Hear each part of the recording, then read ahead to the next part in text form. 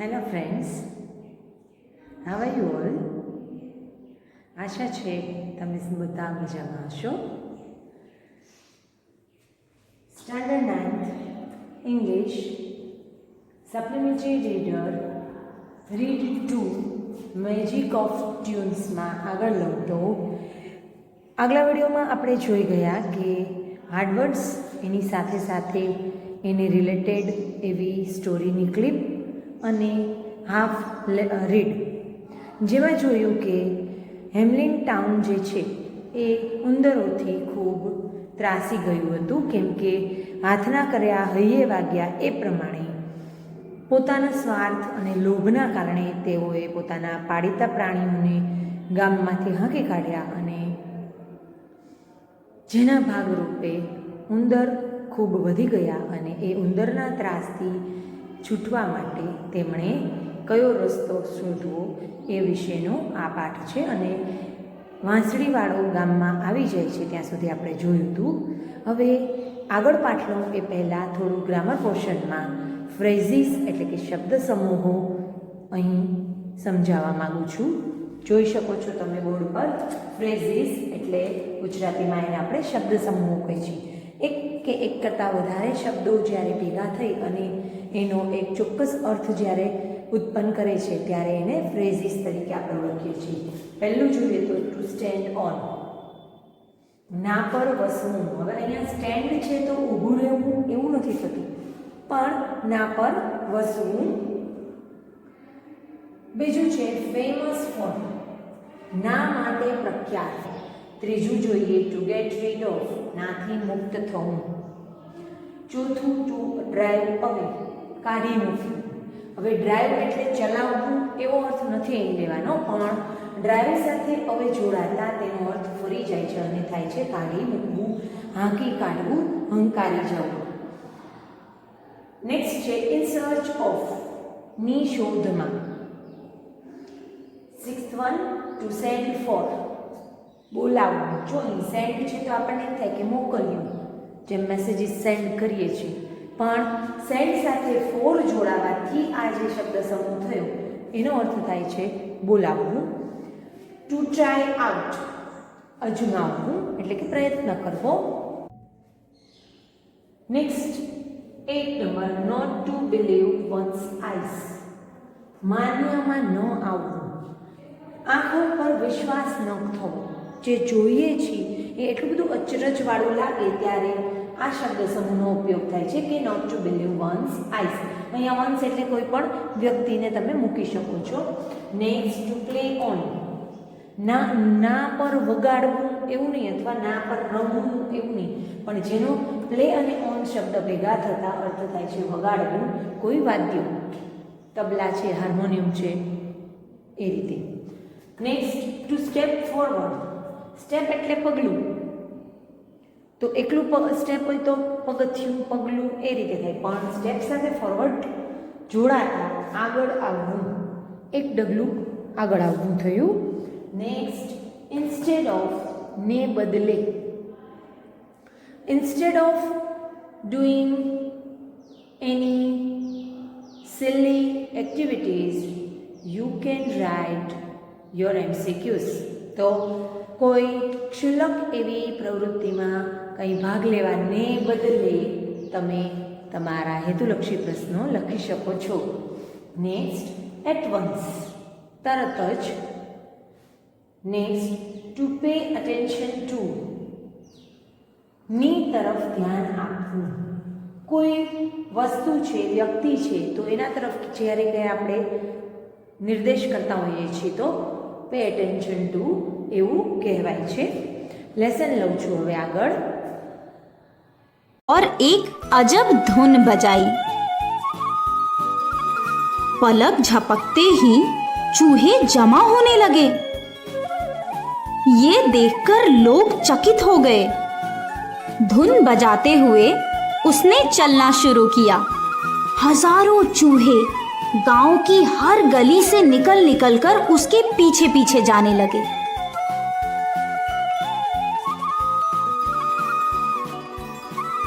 वो गांव से बाहर निकला चूहे भी उसके पीछे पीछे बाहर निकल गए। पाइड पाइपर लगातार बांसुरी बजाते हुए नदी की ओर निकल पड़ा। चूहे उस धुन से सम्मोहित होकर उसके पीछे जा रहे थे। इसी सम्मोहन में सारे चूहे नदी में कूदकर मर गए।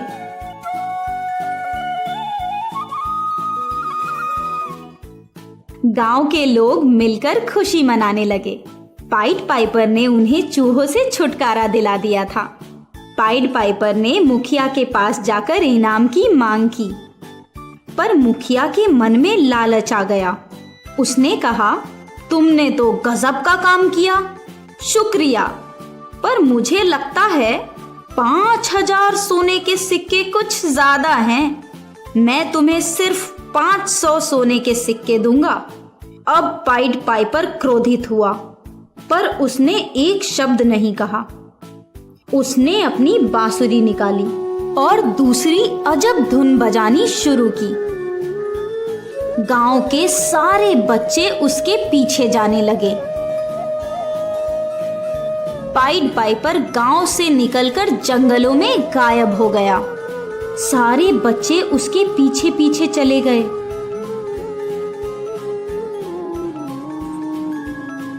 वो सारे बच्चों को पहाड़ों की तरफ ले गया और उन्हें एक बड़ी गुफा में ले जाकर बंद कर दिया।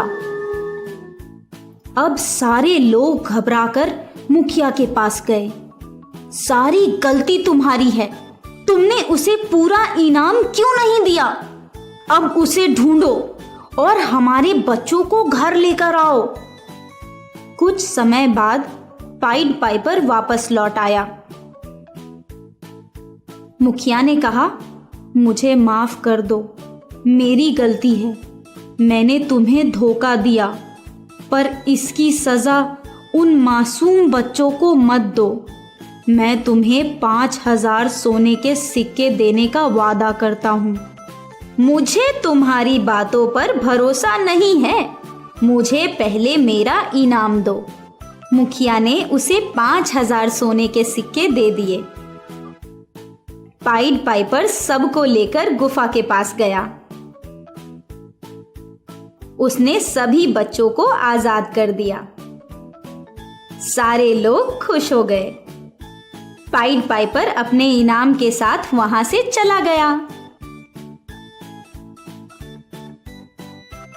विद्यार्थी मित्रों, सप्लिमेंटरी રીડર ધોરણ 9માં રીડ 2માં આગળ લો તો વાંસળીવાળાના સૂરથી લોકો પણ ખૂબ આશ્ચર્ય પામી ગયેલા અને આ જુદો જ વિચિત્ર અવાજ સાંભળી લોકો એકબીજાને પૂછવા લાગેલા.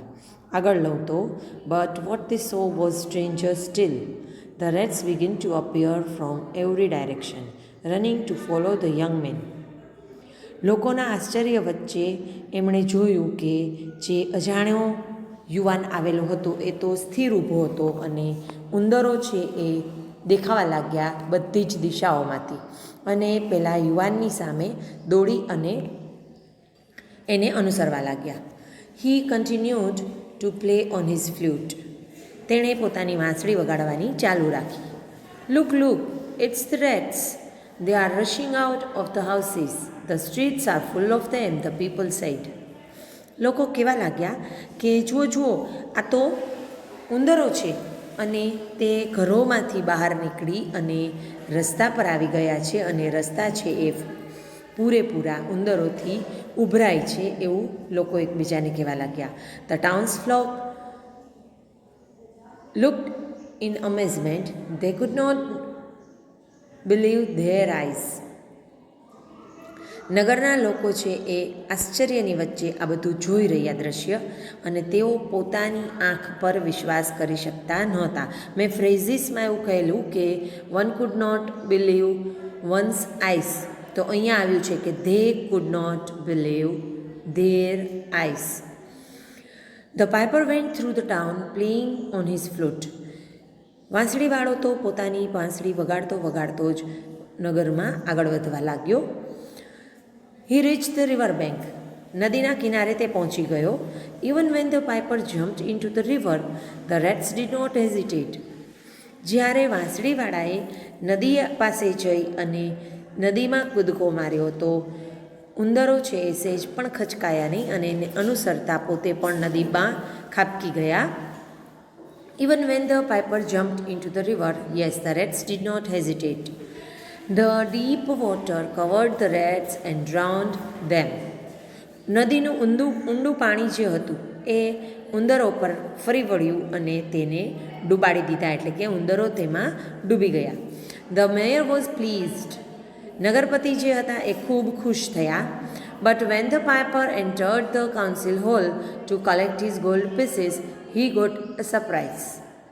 મેયર ખૂબ ખુશ હતા ઉંદરોના જવાથી, પણ જેવો પેલો યુવાન પરિષદ ખંડમાં અંદર પ્રવેશ્યો તો એ ખૂબ આશ્ચર્ય પામ્યો. Greedy nobleman, instead of giving him 100 gold pieces, offered him only one. લોભી ઉમરાવોએ એને 100 સોના મહોરો અથવા સોનાના સિક્કા આપવાના બદલે માત્ર એક જ સિક્કો આપ્યો. The piper was very angry and left at once. વાંસળીવાળો ખૂબ ગુસ્સે થયો અને ત્યાંથી જતો રહ્યો. He once more took out the flute from his pocket and put it to his lips. ફરી એકવાર એણે પોતાની વાંસળી કાઢી અને હોઠ પર રાખી દીધી. એનો અર્થ કે ફરી વાંસળી વગાડવા લાગ્યો. અહીં ઉપર મેં અમુક વર્ડ્સને અંડરલાઇન કરેલ છે જે તમે જોઈ શકો છો, જે રીડ પૂરો કરીને થોડું ડિસ્કસ કરીશું. Okay, yes. તો ફરી પાછો વાંસળી વગાડવા એ તૈયાર થઈ ગયો. What a sweet sound it made. Once more the townsfolk heard the sound of many feet running from all directions to follow the piper. કેટલો મધુર અવાજ પાછો એ રેલાવી રહ્યો છે અને એ જ અવાજમાં નગરજનોને કોઈકના પગલાંના અવાજ પણ સંભળાયા. રસ્તા પર ઘણા બધા પગલાંના અવાજ લોકોએ સાંભળ્યા જે આ વાંસળીવાળાની પાછળ એટલે કે એને અનુસરી રહ્યા હતા.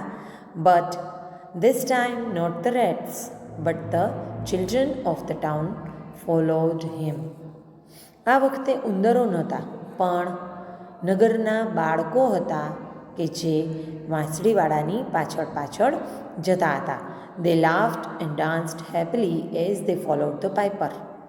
વાંસળીના મધુર સુરોમાં એઓ બાળકો જે છે એ ખૂબ આનંદમાં હતા અને નાચી કૂદી રહ્યા હતા, ખુશ થઈ અને વાંસળીવાળાની પાછળ જતા હતા. આ જ ખુશીના મૂડમાં the piper's sweet music had a magical effect on them. વાંસળીવાળાનું જે આ મધુર સંગીત હતું એની જાદુઈ અસર તેઓ પર પડેલી. The parents rain from there houses and ask the piper two return there children. માતા પિતા એટલે કે મા બાપ જે છે એ ઘરોમાંથી દોડવા લાગ્યા અને પેલા વાંસળીવાળાને કહેવા લાગ્યા કે અમારા બાળકો અમને પાછા આપી દે. But the children were mad after the piper's tunes. પણ બાળકો છે એ વાંસળીવાળાના સૂરોની પાછળ ખૂબ ગાંડા થઈ ગયેલા, એટલે કે એના મય થઈ ગયેલા. They did not pay any attention to their parents. તેમણે તેના મા બાપના એક પણ અવાજ પર ધ્યાન ન આપ્યું. ફ્રેઝિસ વખતે મેં પે એની અટેન્શન ટુ એવો ફ્રેઝ એક લીધેલો હતો, તો અહીં તમે વાક્યમાં એનો પ્રયોગ જોઈ શકો છો. They did not pay એટલે કે the children did not pay any attention to their parents.